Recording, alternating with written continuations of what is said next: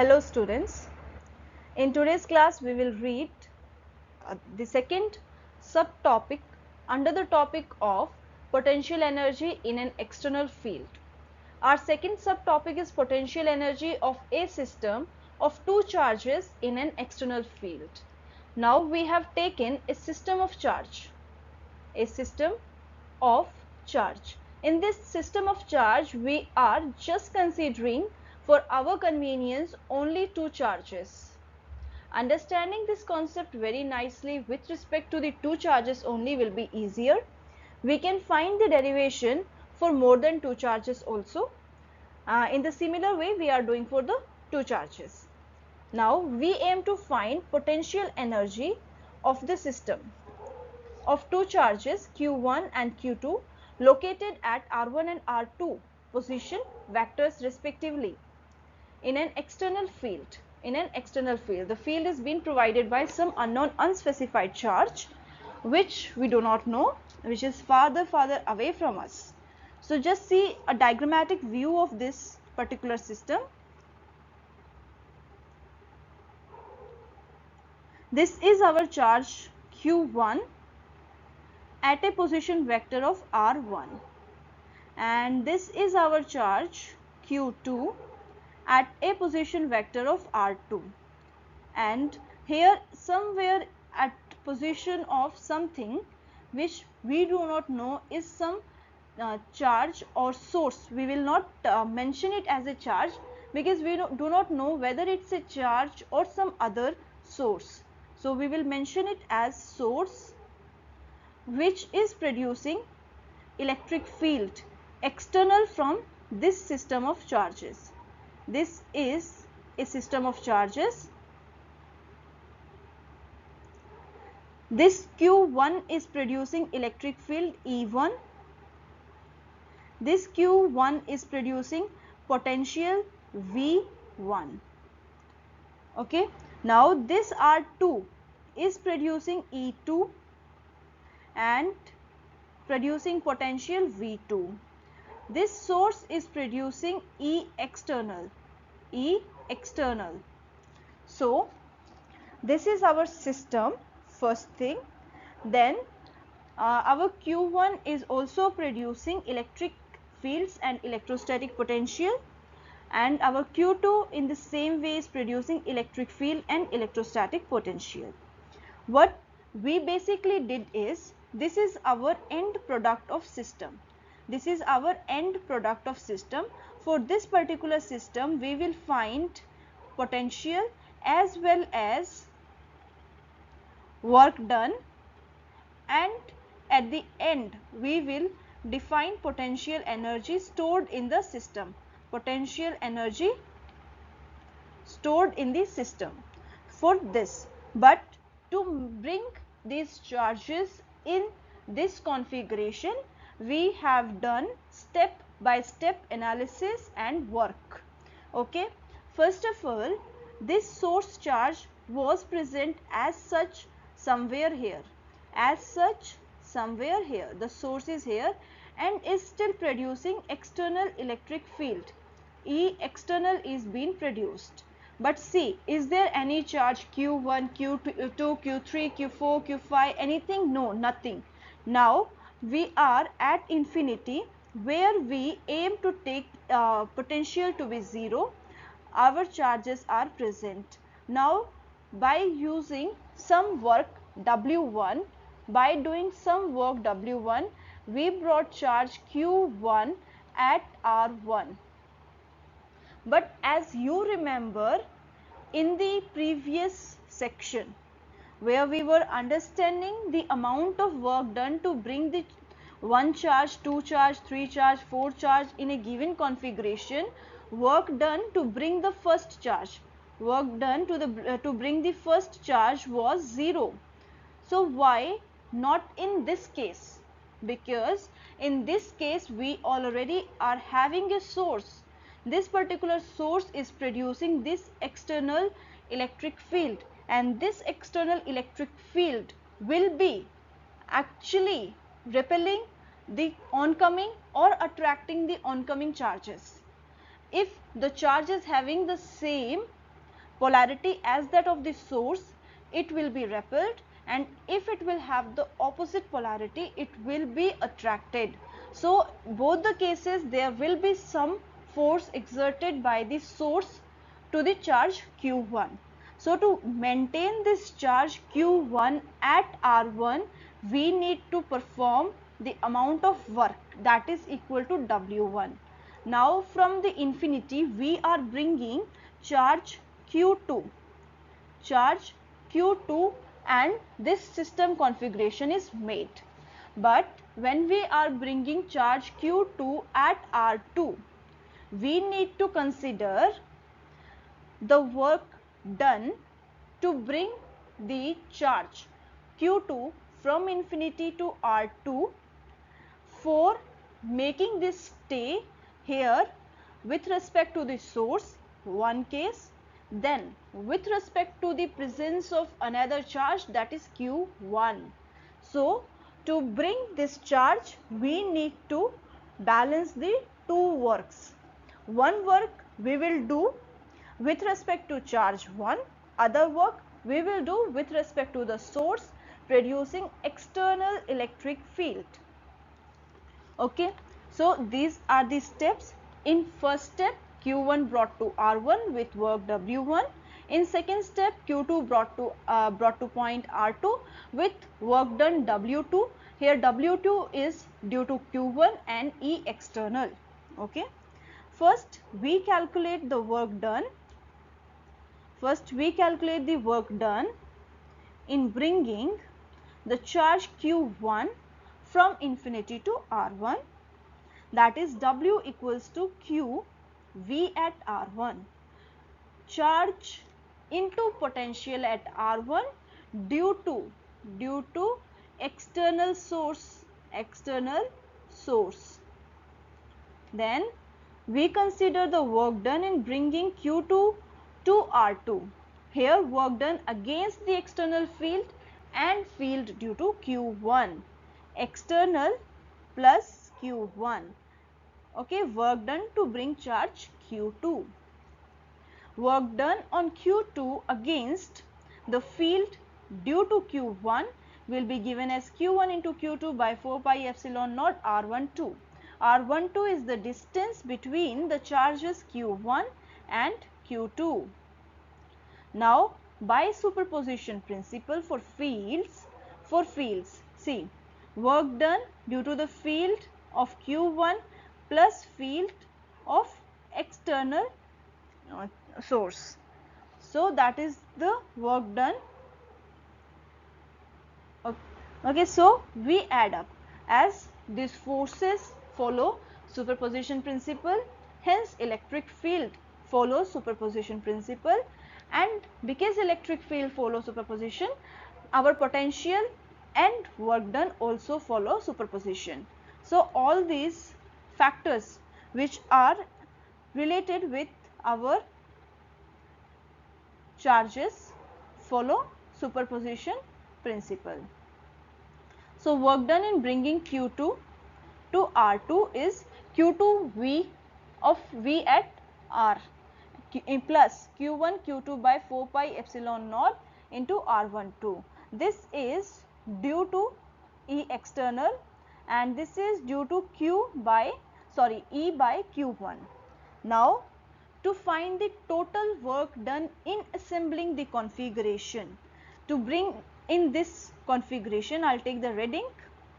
In making this configuration which we have drawn earlier, to come to this point we will need to find the total work done. This total work done will be equal to work done to bring charge Q1 plus work done to bring charge Q2, and whatever amount of work done we have received so far will be stored in the system in the form of potential energy,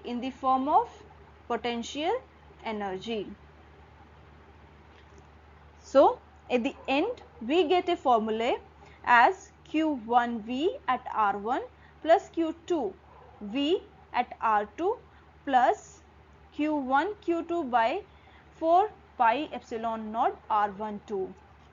So this is what basically we aim at finding, and this is what we have found.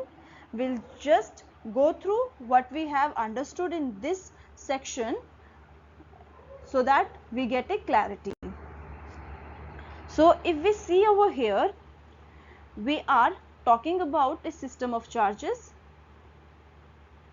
system of two charges, and the main issue over here is, main thing is presence of external electric field, external electric field. In our given system, this is the R1 position, this is the R2 position. At some infinite point there is a source. This particular source is producing external electric fields, external electric fields. So we are having charge Q1 and Q2 at infinity. Why at infinity? Because we assume that at infinity potential is 0. So when potential is 0, how we find work done? Work done is Q into potential at infinity, potential at point R1 minus potential at infinity, or vice versa. It depends upon the polarity of charge also.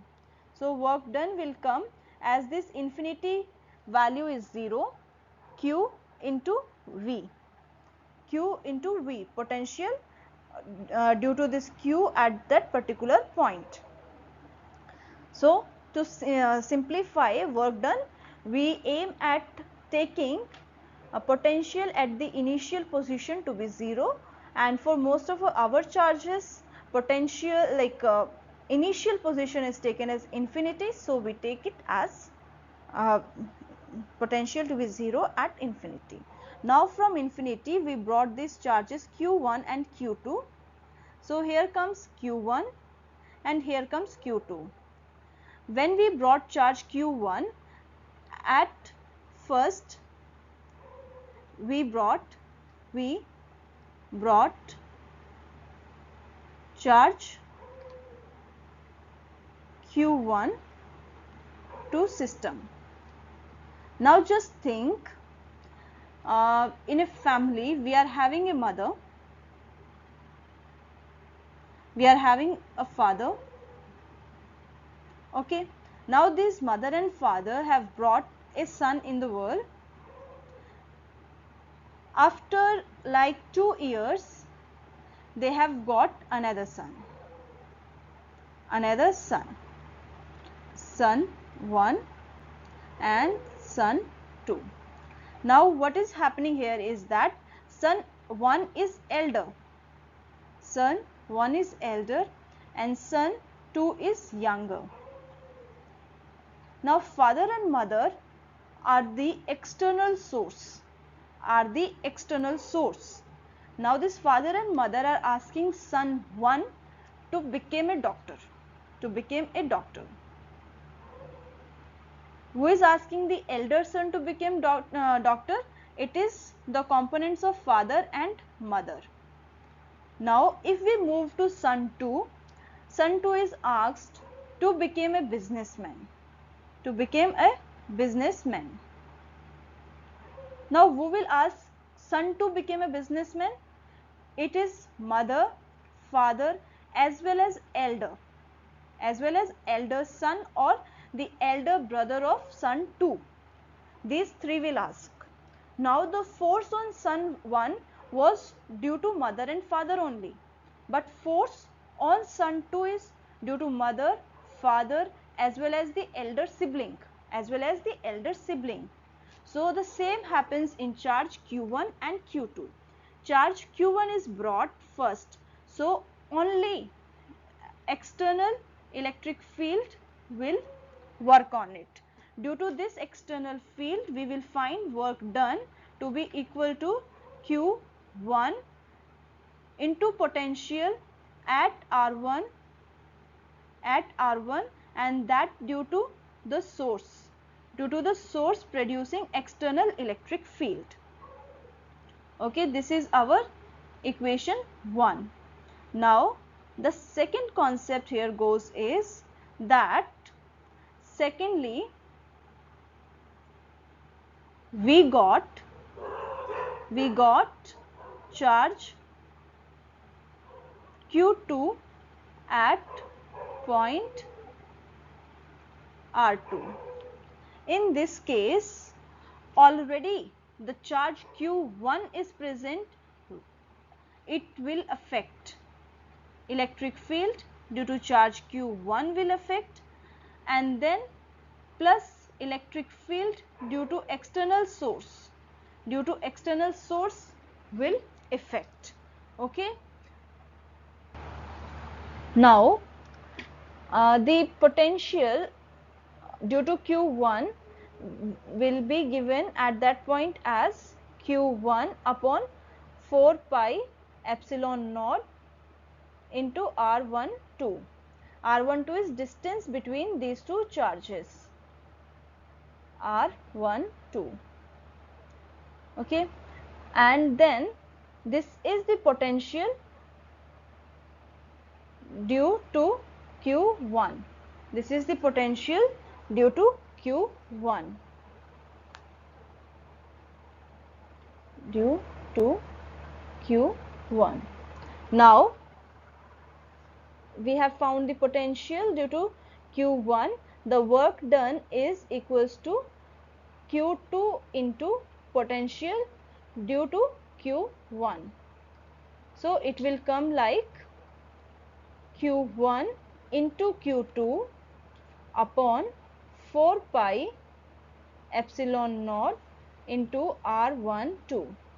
This is our 1. Now we will move to the next one. Now the potential for potential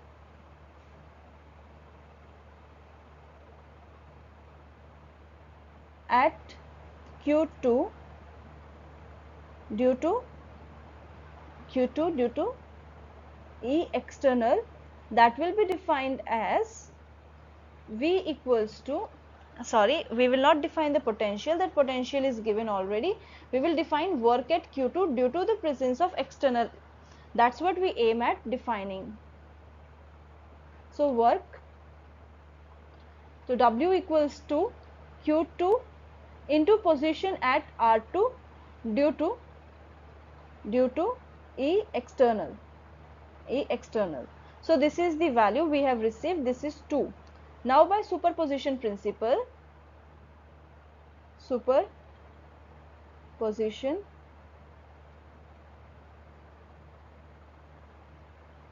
what will happen is that work done at Q2 equals to work done due to Q1 plus work done due to external electric field.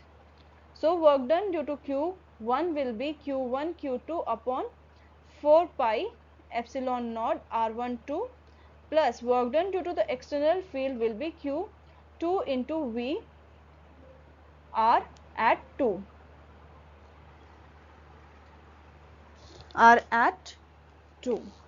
So just a minute. Over here is this, so it will come Q2 equals to V into R2. Now this is what we have got as the third equation.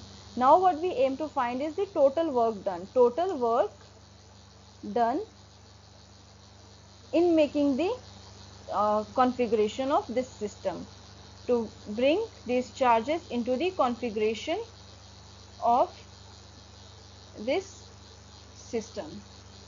Now what we exactly will do is that W total equals to W to bring from infinity to R1 to the charge Q1 plus to bring W from infinity to R2 to charge Q2. So in this we will write W to do that is equal to Q1 V at R1 plus this is for this one. Now the unit whatever comes from this one, Q2 V at R2 plus Q1 Q2 upon 4 pi epsilon naught into R12. That is the total work done, and it is equal to the potential energy that is stored by the system. Potential energy that is stored by the system.